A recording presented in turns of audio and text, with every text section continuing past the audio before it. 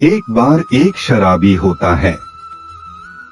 उसकी शराब पीने की लत के कारण वह सभी लोगों और घर वालों से झगड़ा करते रहता है।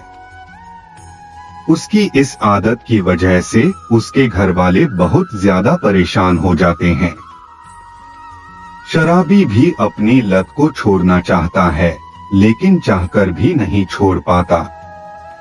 फिर एक दिन उसकी पत्नी उसको एक बाबा के पास ले जाती है। बाबा उनकी समस्याओं को ध्यान से सुनता है और उनको कल आने के लिए बोलता है। अगले दिन वो दोनों फिर आते हैं और देखते हैं कि बाबा एक मोटे पेड़ को पकड़े हुए हैं।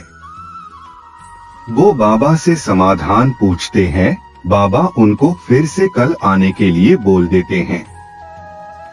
अगले दिन फिर से बाबा उनको यही कहकर भेज देता है। लगभग एक हफ्ता ऐसे ही चलता रहता है। अगले दिन शराबी चिढ़ जाता है और बाबा को पेड़ से लिपटा देखकर कहता है कि आप इस पेड़ को क्यों पकड़े हुए हो।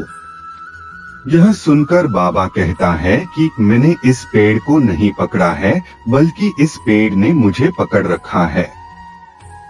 यह सुनकर शराबी जोर से हंसता है और कहता है कि क्यों मजाक कर रहे हो, आप जब चाहो इस पेड़ को छोड़ सकते हो।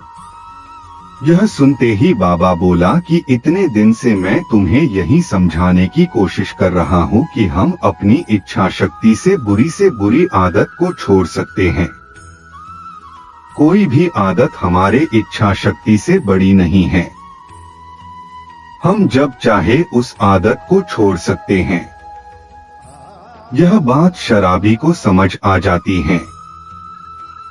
इस कहानी से हमें यह शिक्षा मिलती है कि हमें अपनी आदतों का गुलाम नहीं बनना चाहिए, बल्कि आदतों को अपना गुलाम बनाना चाहिए।